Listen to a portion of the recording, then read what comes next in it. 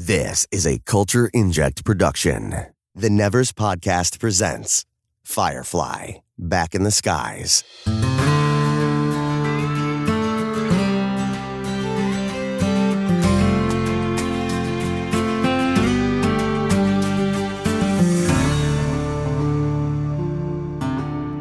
you a lions? Am I a lion? What? I don't think of myself as a lion. You might as well, though. I have a mighty roar. I said alliance. Oh, I thought... No, I was... That's weird. Hello to our listeners. Welcome back to our retrospective series, Firefly, Back in the Skies. I'm Laura. And I am Tig, and this week we are covering the final episode, Objects in Space. Serenity encounters a ruthless bounty hunter by the name of Jubal Early, who will stop at nothing to retrieve River. But River, already feeling unwelcome on the ship, takes a novel approach to escaping from the Alliance. This episode, kind of creepily, it turns out, first aired December 13th, 2002, which is weird because it's currently December 14th, 2021. Ooh. Do. That's quite funny that this was aired very near Christmas, because I feel like this episode is like, oh, they're a family, and it's like... So for this episode, our cast and crew, we have the usual, with a special guest appearance from Richard Brooks, who plays Jubal Early. This episode was written and directed by Joss Whedon. And it shows. So, starting out with this episode... The show opens with a shot of Serenity flying by a planet and then zooms into the ship and through its passages to end on River, who lies in bed listening to not quite audible voices. She rises and takes a walk through the ship's rooms and corridors, encountering her shipmates in various conversations with each other. Simon and Kaylee are relaxing and adorable in the common room, the doctor telling the mechanic an amusing anecdote about medical school. River suddenly sees them looking at her, with Simon telling her that he'd be there right now, implying that she's responsible for taking him away from his successful medical career. Finding Jane and Shepard Book in the kitchen, she hears Jane guiltily repeat his confession to Mal about selling out the Tams on Ariel, and Book mutters an angry but cryptic statement hinting at a sadistic past.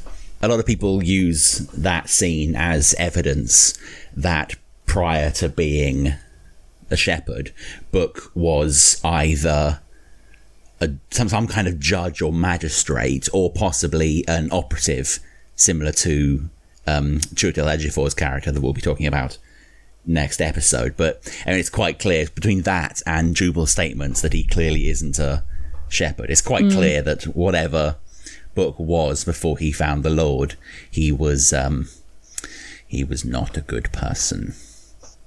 But it's really strange for us, having only known Book as a really good person, to see him be kind of so mean. And he plays that really well. He really does. I kind of wish we could have had like a flashback episode, like, well, you know, it would have happened if we'd blah, blah, blah, more seasons, blah, blah, blah. But like, just to see a bit of him, just like a whole episode of him just being an absolute like horror show would have been really good. It would have been a great, you know, chance for, you know, us to see the character in a new light, and for... I was seconds from saying it, and his name is completely flown out of my head. What's the actor called? Which actor? Book. Oh, Book. Ron Glass. Ron Glass. Okay, sorry. And it would have been a great chance for Ron Glass to kind of just have a bit of fun. Actors always say it's far more fun playing villains than it is playing heroes.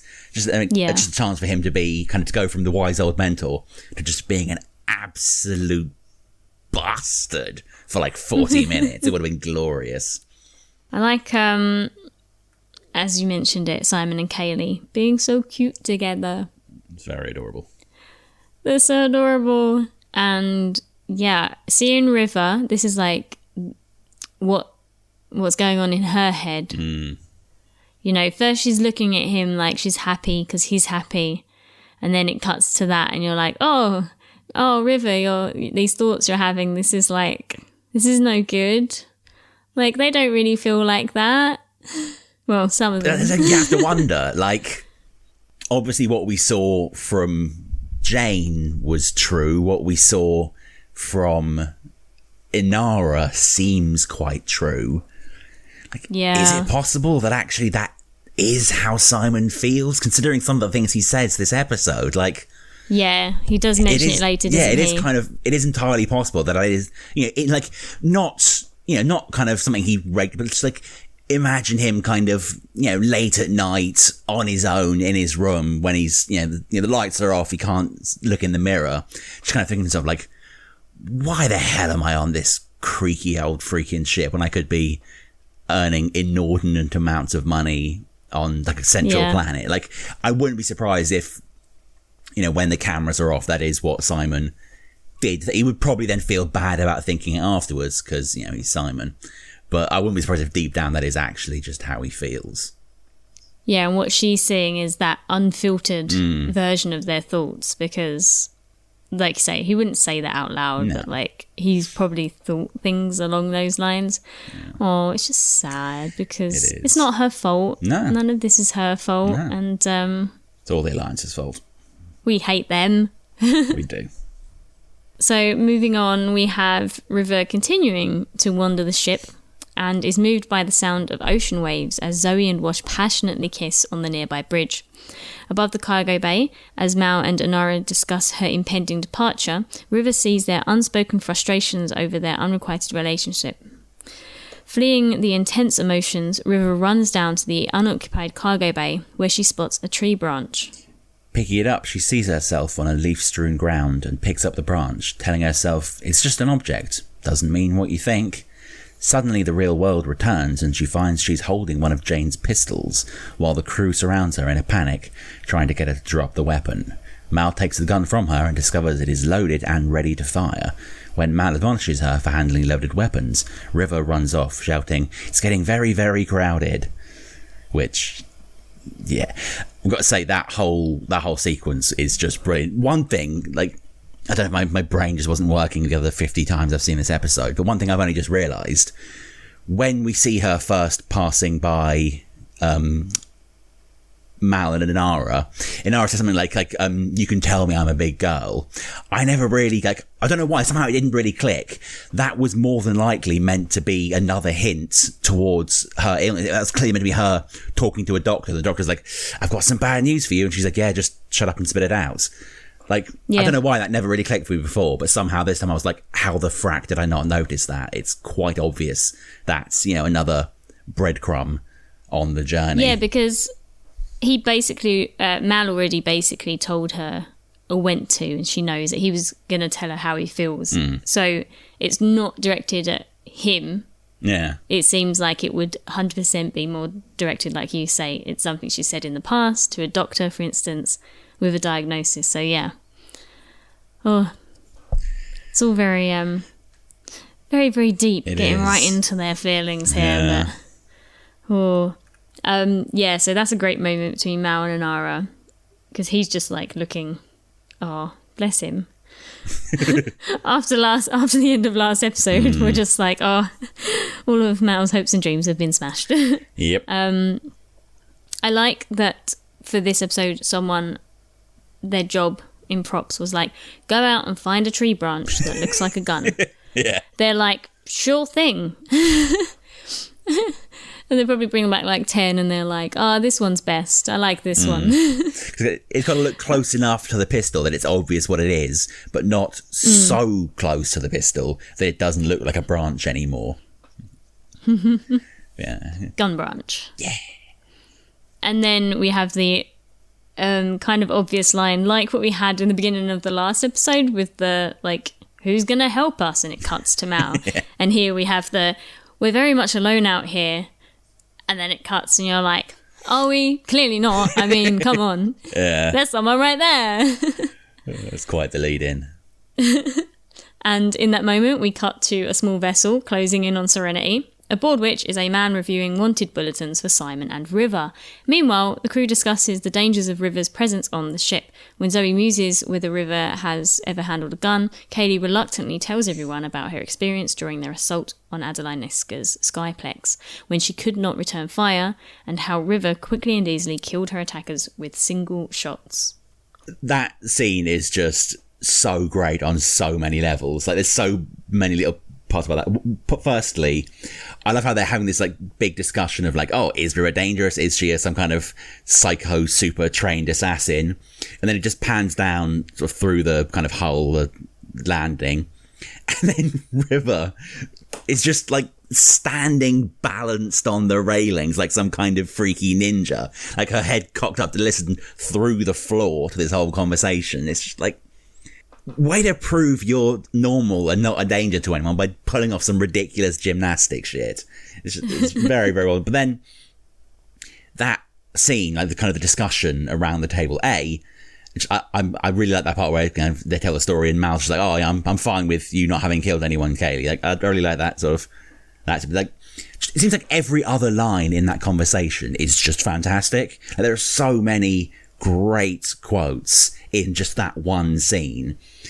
It's like, yeah. Well, she probably didn't realise what was happening, thought it was just a game. And then Jane replies, later on you can explain why that's better. He's got a point. Like, if you're trying to kind of calm them down to make them think that the River isn't going to accidentally kill them all, saying she probably doesn't even realise she's trying to kill people, that's not going to help. That's not a good way to reassure people. Yeah, she killed a couple guys, but she thinks it's just a game. It's totally fine. Jane is the one to pipe up like, what? Yeah. that's not better. I like in the first like half of this scene we have they're talking about the butcher's knife incident. Yeah. And I love that we have like between Jane and Wash, they like are really like butting heads in this. And it's just like wacky fun.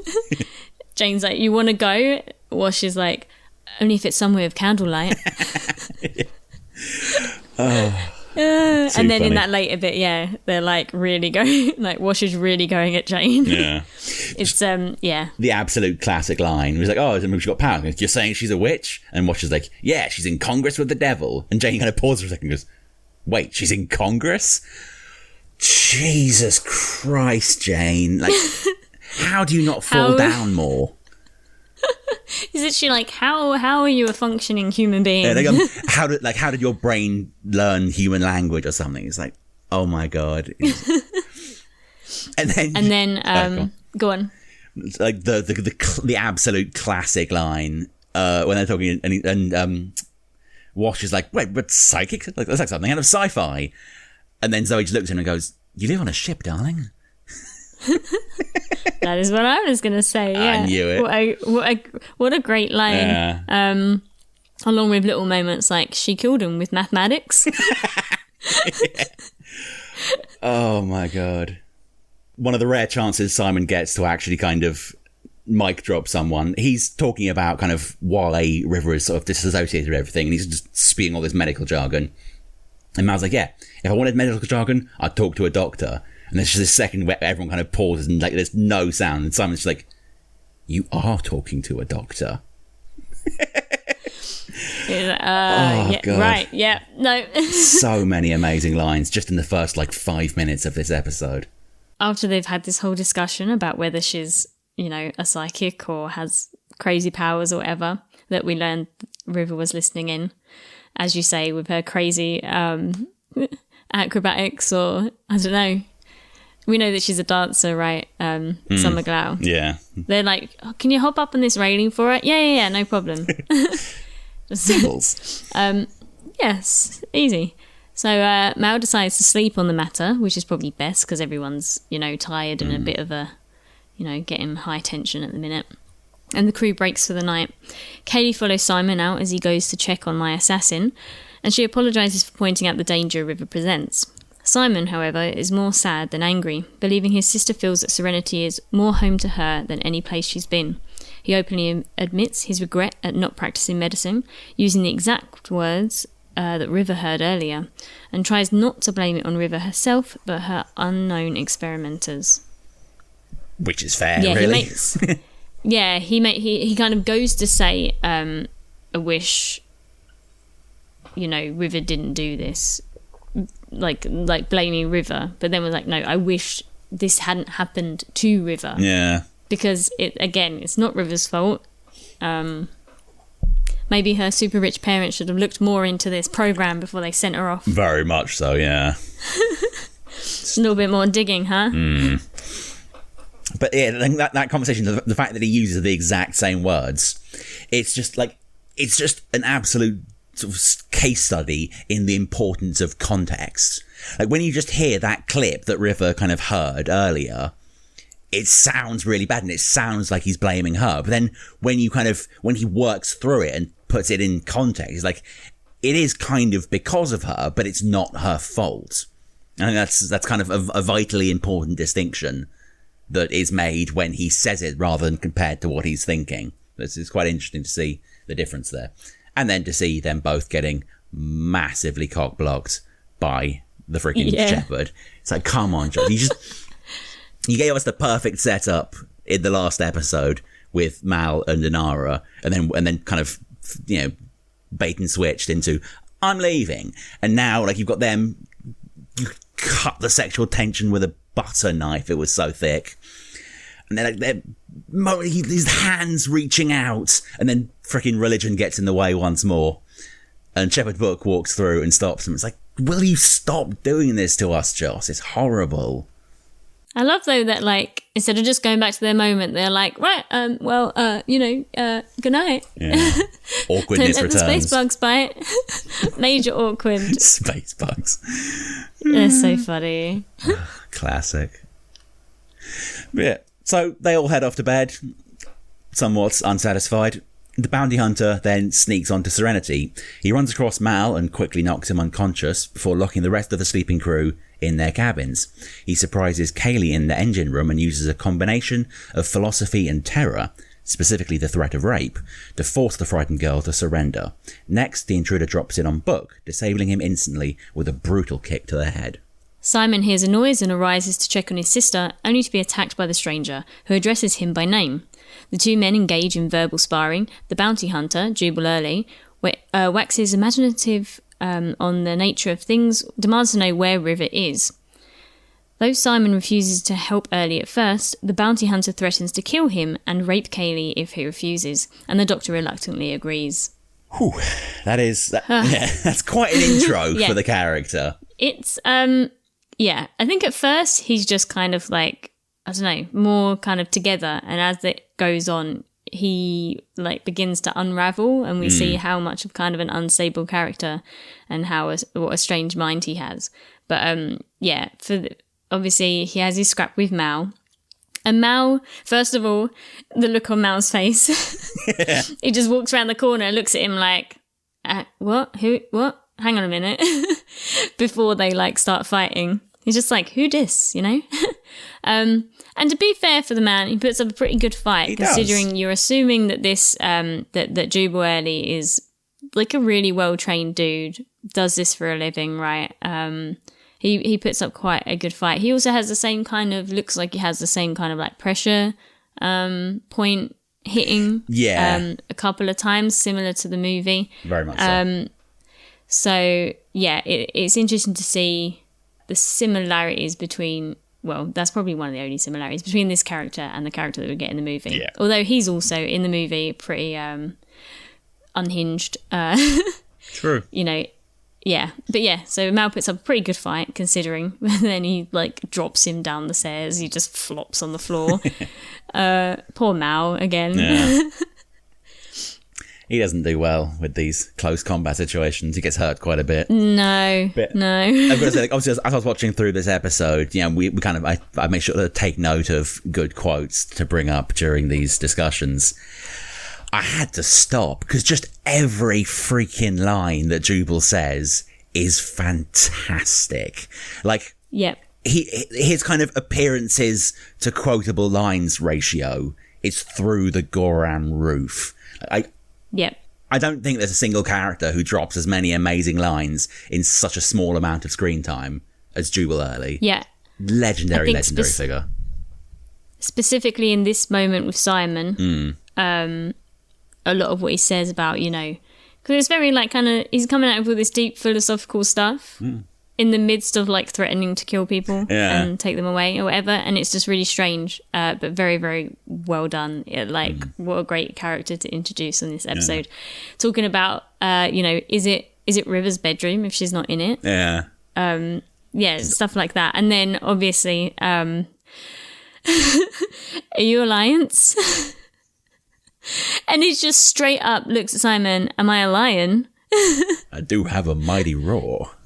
What a line. Like, absolute credit to Richard Brooks, who plays Jubal Early. Killer performance. Although, yeah, he doesn't quite kill anyone, but just like his delivery for some of the lines, it quite easily could have come across as really stupid. But he absolutely nails the performance every single time. Like, my absolute favourites, it's not, they're all my favourite, but the one I thought was particularly worthy of note. And he's talking about how he has to bring everyone in, and Simon's like, so are you a bounty hunter? And Jubal was like, no, that ain't it at all. And Simon, well, then what are you? And he paused for it and looks him right in the eye and goes, I'm a bounty hunter. It's like, oh, Jesus Christ. And you're just like, what? Because of the way he's played it to this point and the way he plays it from that point on, you genuinely can't actually tell if he's just messing with Simon or if, like, that was a perfectly logical statement in his mind. Like, this is the guy that 5 seconds ago was answering the question whether or not he thought he was a lion. Like, he may actually have thought Simon had said something different. He said, no, I'm not whatever it was he said. I'm a bounty hunter. Or he could just be messing with him to, like, throw him off his game. But it's impossible to tell, but brilliant to watch. Yeah, it's also like for me, I'm always like, is he questioning who he is? Because, yeah, he does this job as a living, and he might not necessarily think of himself as a bounty hunter. So when he gets asked the question, he's like, no, that's not me at all. And then it's actually kind of like, but no, I am a bounty hunter, you know, because I don't know, how do Mal and the rest of the crew fully define themselves? Like, if you ask Mal what he is, what does he say? The first thing he'll probably say is a brown coat, but almost certainly, yeah. That doesn't have a definition at this moment in time, really, does it? Because he's not fighting in a war. Really, he's a smuggler and he's kind of a criminal, but that's not how he would define himself. But if someone asked him, are you a criminal? He'd be like, no, I'm not. Why are you? No, I'm a criminal. Straight up. So, with Simon helping with his search, Early checks on the cargo bay and the shuttles, commenting on the nature of objects in space. You see what they did there? While doing so, when Inara tries to appeal to Early's emotional side, he smacks her across the face and locks her in her shuttle. The two men finally arrive on the bridge, where Early settled on a direct threat, announcing loudly to the ship that he will kill Simon if she doesn't reveal herself. River then responds over the ship's intercom, telling Early, and incidentally her friends as well, about how she was unwanted on the ship, but couldn't bring herself to leave, so she melted away, becoming part of Serenity. And this is a testament to how brilliantly Summer Glau has kind of performed so far as River. Honestly, the first time I saw this episode, she was like, yeah, I wasn't wanted, so I melted away and became part of the ship. I just thought, yeah, okay. If anyone could do that, it would be River. I can totally take on board that River melted and is now Serenity. I did not question for a second that was what happened. I was just like, sure. So the first moment in this was the whole that ain't a shepherd thing that you mentioned earlier. Yeah, I like he just walks past, looks at him, that ain't a shepherd. And it's kind of like, how does he know it 100%? Because he didn't fight with him, he didn't speak with him, he's just knocked him out. So he must have a database or whatever and actually know who that guy is, you know? Ah. Like, do you think? Because he must have access to databases and he knows everyone on the crew of that ship. He's been following them. I think he's like looked into all of them and knows who they all are. Yeah, I hadn't even thought about it that way, but actually that does make a certain amount of sense. I just figured he was like, yeah, being as a bandit, he was kind of good at reading people or something. But yeah, it makes more sense that he would have like access to information, and he would possibly know that guy isn't anyone anywhere kind of important. Yeah. All these questions. So many questions and no more episodes to answer them. We have Simon being so kind of comic timing genius in this. He's so like dry, and it's just brilliant because we have seen him kind of be like this. This is the kind of way that he does his comedy. But here it just comes out great. Come on out, River. The nice man wants to kidnap you. And I love, like, every time he says something, Jubal gives him that look, almost like they are this, like, duo working together, even though one of them's at gunpoint. And Jubal's giving a look like, dude, why would you say that? Like, come on. And I've written, and you mentioned it as you was reading this part, he says objects in space. And I'm always like, he said the title. Because it is, isn't it? When you're watching something and they say the title, you're like... It's always better. Yeah, it's a moment. Oh, and the weirdest moment in this bit was when he licks the ship. Oh, God, what the hell was that about? This is what I'm saying. His character is just, like, getting weirder and weirder as you go on through this episode. You're like, this guy is not mentally stable. Yeah. He is a strange one, for sure. Licks the ship. Just like, you know, doesn't say why. Like, there's no reason behind that. It's just, he just does it and they move on. He doesn't even comment that he's doing it. He just, he's like, that looks tasty. Yeah. And then goes about his day. So, in that next bit, we have River's voice come over the intercom in the engine room, reassuring the bound Kaylee and asking for her help in a task. Meanwhile, on the bridge, Early is openly sceptical about River's claim, but her voice returns to reveal uncanny knowledge of the bounty hunter's weaknesses. River's verbal probing, aided by Simon's wry humour, gradually convinces Early and the others that she has joined the vessel.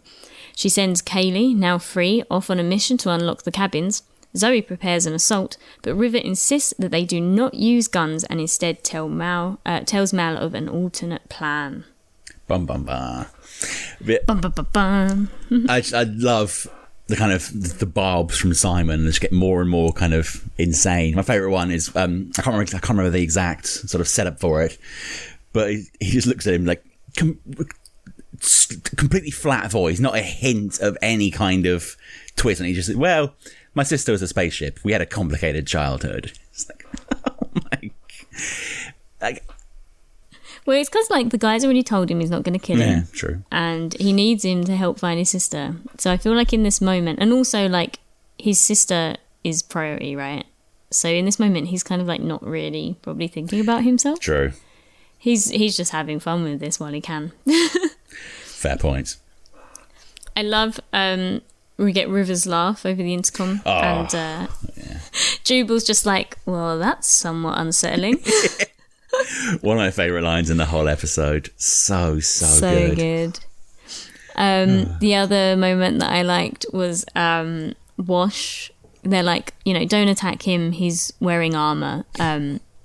River tells him, and he's like, is his face wearing armour? Which is funny because... his face isn't wearing armour. Yeah, just shoot him in the face. But it's funnier because in pretty much every film, TV show, whatever you see, no one ever shoots people in the face. Yeah. Like, ever. So it's kind of almost like a gripe at all those other TV shows and movies. You know, like RoboCop or whatever. Let's shoot the armoured part. No one shoots him in the chin. Like the one part of him that's clearly vulnerable. River continues her banter with Jubal on the bridge, hinting toward his insanity. Finally, Early realises that River isn't part of Serenity, but has managed to sneak onto his ship. However, River reassures the frantic bounty hunter that she will go with him. She compares her dangerousness and instability with his, and says that her departure will allow her shipmates to get on with their lives. Simon refuses to let Early escape with River and tries to stop him, but in the process is shot in the leg. Leaving Simon in the cockpit, the bounty hunter starts to head back to his ship, but finds Mal outside, waiting in ambush, and the captain shoves Early off into space before welcoming River back aboard Serenity. They had a plan, they did, and it was a very good plan. But I love that Simon is so, like, willing to jump at danger. Again, you know, he attacks him once in the cockpit, gets shot in the leg, and you think, oh, he's down. And it reverts back to the conversation at the start of the episode where he's like, you know, you shouldn't be a surgeon until you've had, like, been cut into. Oh, yeah. Which is funny because, like, if you want to do, like, blood tests, be like a nurse or whatever that does blood tests, you have to, like, test on each other whilst you're learning to do it. And you can't do it until you've had it done to you a certain amount of times. That's like a thing. So it's So for that's a plausible thing, you know? It is kind of strange. But yeah, so even after being shot in the leg, Simon launches himself at the guy in like the hallway and gives him another go, bless him. Yeah, it doesn't do that much better, but he gives it his shot. Unaware, bless him, that River has a plan and has everything sorted. But I think it's the moment that Mal's like on the outside of the ship and just like, almost like the earlier encounter, just like, oh, hey, dude, and then pushes him off. Yeah, it does. There is quite a lot of kind of mirroring in this episode, kind of repeated motifs. It's very well done. But I just love that the little conversation that Mal and River have kind of while attached to the outside of the ship. Like he's very much kind of welcoming her back to the family, which is quite necessary given how this all started. But when he's like, yeah, that's a pretty good plan. If your brother hadn't sort of got in the way, and he's like, yeah, he takes so much looking after. Such a good line. We then cut to the infirmary where Simon is directing Zoe as she's kind of withdrawing the bullets and patching him up. Just outside, Mal and Nara start and fail again to deal with their implicit affections. In the cargo bay, Jane mocks Book's failure to defeat Early, despite all them years of priest training, when Book expresses regret at not being able to do anything to help. Kaylee and River play jacks, while Kaylee relates a naughty anecdote from her past. River picks up and examines the bouncing ball with its swirling multicoloured surface, which recalls the multicoloured planet Serenity flies by in the opening shot. The camera pans down through and out of the ship to show Serenity sailing into space. The episode, and in fact the series, ends on Jubal Early tumbling through space. Well, here I am. And that's all she wrote. I like that it was Zoe patching up, like that they chose Zoe, like, because I wouldn't have expected Zoe to be the one doing that, because I don't know, even like Kaylee has more precision, right? Being like an engineer, you think Kaylee would have been the one to be doing that. So for Zoe, and she's clearly not in it, she's like, I'm better at putting these into people. She really is. I'm guessing they picked her because as a sort of military person should have some kind of first aid training, but clearly she wasn't paying attention during that lesson because she just seems so out of her element. Yeah. Well, on the edge of the infirmary door, we see Mal and Anara having their moment. When he's like... Yeah. It's all like, just fucking stop it. Like, he's touching her face and she's like, nope, don't do that. None of that, please. It's like, Jesus, man. Can someone just be happy at the end of this episode, please? Oh, Kaylee's happy. True, she's River. Back with River. They're having some fun. She's not too scared of her anymore. For me, I think it's nice ending. You know, the ship seems at peace, other than Simon in Pain on the Table. But yeah, the ship seems mostly at peace. Everyone's this big happy family again, and it seems like kind of a fitting end because it's the first time that all of the crew seem to fully accept River. And this would have been the beginning of them as a solid crew, not a crew with Simon and River. Because I know we spoke about several other moments where Simon and River are like part of the crew, but here it feels like fully they've accepted her. Because up until this point, at least a couple of the crew members, Jane and Kaylee after the shooting incident, have been scared of River, right? So this, I think, is the first time they're all fully accepting her, understanding her story fully, how she really feels, and just, that she is just a kid and nothing's her fault and she's a little complicated, but, she's worth protecting. Yeah. It feels like all the kind of tension from the start of the episode, which itself is built upon the tension of 4 or 5 previous episodes, kind of all comes to a head, and it kind of they all let it go, with the exception of Mal and Inara, who can't let it go because they live for the tension. So it's all kind of it does feel like a kind of cathartic end to everything, but yeah, I don't know. I've got to say, like, I really like, as a standalone episode, this is a fantastic episode. And they say that the strength of a series is weighed by the strength of its antagonist.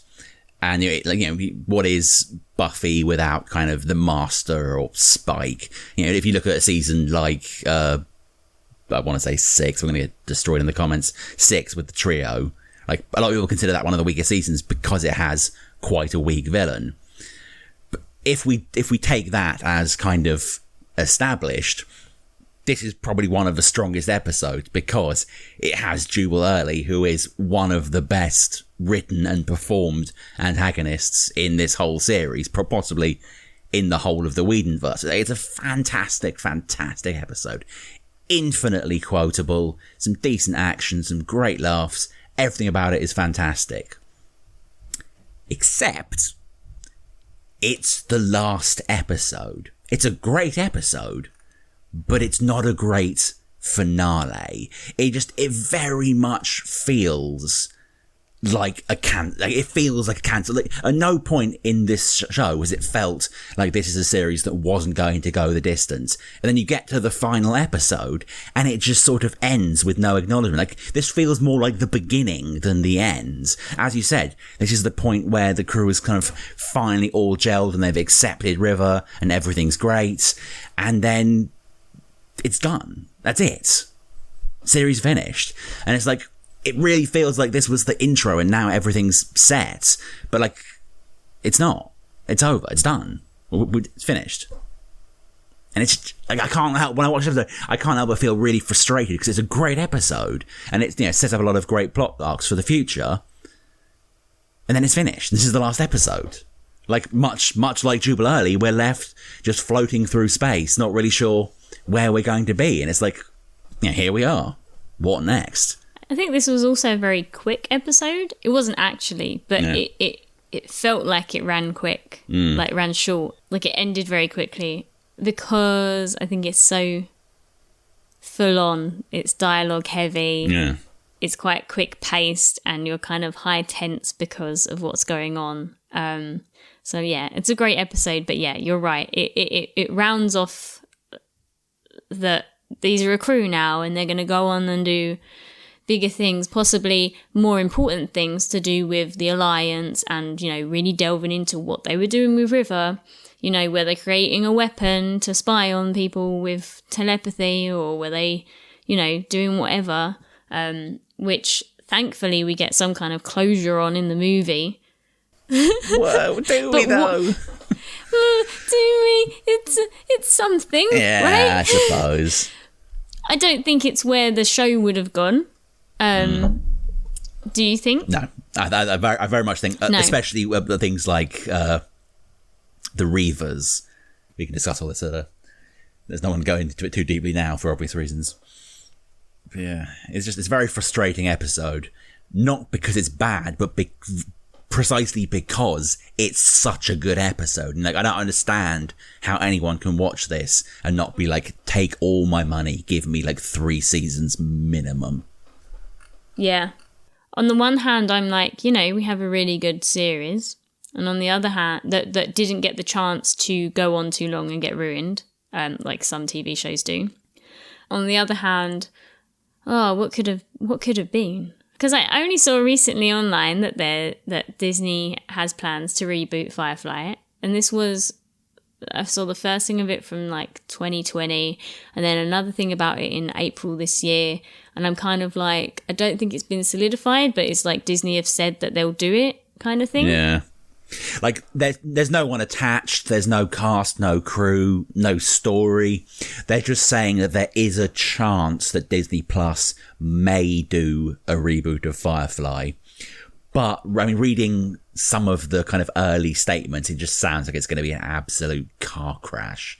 I'm talking about kind of making it more family friendly and open for a wider audience. Like, no, dude, if you want a family friendly series, make something else. Yeah, this is the worry. If they don't attach the original cast and they make it family friendly as such, kind of then like, what is there? Do you know what I mean? Yeah. What is there? Even if they attempt to write it in a style of Whedon and keep the kind of like Whedon-esque feel to it, I don't know. I feel like what they were going to go for, if they do make it, is like a Disney Channel version with a younger crew, Yeah. and it's not going to be, like, they might call it Firefly, but it's not going to be Firefly. We've watched it all now. We've watched it. It's over. We're sad. I enjoyed watching it again after a few years of not watching it. Yeah, it was nice to discuss it, and I cannot wait to watch Serenity again. Yes. That is like, yeah, so obviously there is no next episode, so we haven't got a next episode, but we will be doing a sort of probably slightly longer than usual episode where we discuss Serenity, which continues the story of the crew as they try and invade the mysterious operative, played by Jubal Early, who is sent to try and capture River, because when anything goes wrong on Serenity, it's always about River. River! Poor girl. But yeah, Oh. I had a massive amount, a lot of fun coming back to discuss the series with you. I absolutely love this show, and there's so much to talk about that we could probably have recorded 3-hour episodes for every single episode, but we tried to restrain ourselves as much as we could. No, I think we've done quite well in, I think we've all seen the show so many times. It's mostly been talking about our favourite bits and our favourite quotes and just, like, the overall feel of the show, as opposed to, like, I don't know, getting lost in it too much. But it's been good. It's been nice to discuss. And I hope everyone out there has enjoyed it as much as we have. And if you have enjoyed discussing it with us and you want to send us any letters or anything before we get round to recording our Serenity episode, your favourite moments of the whole show or your favourite bits of Serenity, the movie, please write to us and get into the discussion. You can email us at fireflybits@gmail.com. Thank you, a huge thank you to all of our listeners. We've, like we were just saying, had a really good time discussing Firefly and, having a nice little talk about it every week for you guys. And we will see you again for Serenity, the movie. So until then, thank you again for listening, and we'll see you on Firefly Back in the Skies next time. See you around. Bye.